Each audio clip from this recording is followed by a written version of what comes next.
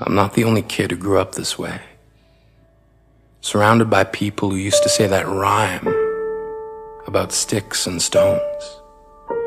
As if broken bones hurt more than the names we got called, and we got called them all.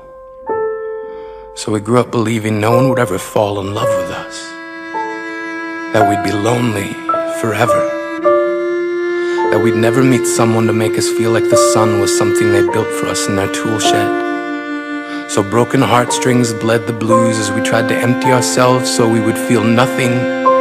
Don't tell me that hurts less than a broken bone, that an ingrown life is something surgeons can cut away, that there's no way for it to metastasize. It does. She was 8 years old, our first day of grade 3, when she got called ugly. We both got moved to the back of class so we would stop getting bombarded by spitballs. But the school halls were a battleground where we found ourselves outnumbered day after wretched day. We used to stay inside for recess because outside was worse. Outside we'd have to rehearse running away or learn to stay still like statues, giving no clues that we were there in grade 5. They taped a sign to the front of her desk that read, "Beware of dog." To this day, despite a loving husband, she doesn't think she's beautiful because of a birthmark that takes up a little less than half her face. Kids used to say she looks like a wrong answer that someone tried to erase but couldn't quite get the job done.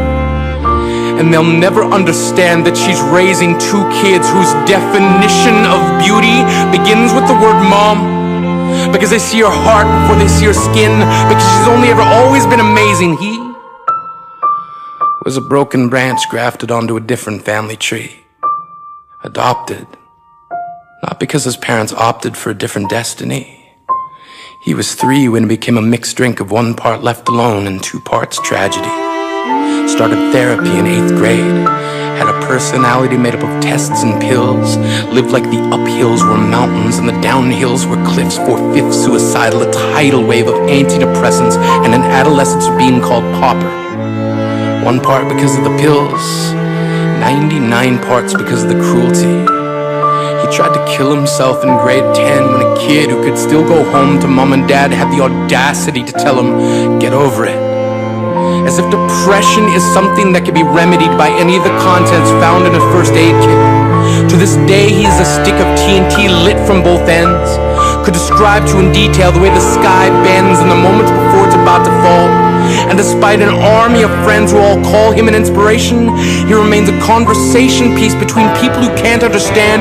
Sometimes being drug-free has less to do with addiction and more to do with sanity. We weren't the only kids who grew up this way. To this day, kids are still being called names. The classics were, "Hey stupid," "Hey spaz." Seems like every school has an arsenal of names getting updated every year. And if a kid breaks in a school and no one around chooses to hear, do they make a sound? Or they're just background noise from a soundtrack stuck on repeat when people say things like kids can be cruel? Every school was a big top circus tent, and the pecking order went from acrobats to lion tamers, from clowns to carnies. All of these miles ahead of who we were freaks. Lobster claw boys and bearded ladies, oddities juggling depression and loneliness, playing solitaire, spin the bottle, trying to kiss the wounded parts of ourselves and heal. But at night, while the others slept, we kept walking the tightrope. It was practice, and yes, some of us fell. But I want to tell them that all of this is just debris left over when we finally decide to smash all the things we thought we used to be. And if you can't see anything beautiful about yourself, get a better mirror, look a little closer, stare a little longer, because there's something inside you that made you keep trying despite everyone who told you to quit. You built a cast around your broken heart and signed it yourself. You signed it. They were wrong, because maybe you didn't belong to a group or a clique. Maybe they decided to pick you last for basketball or everything.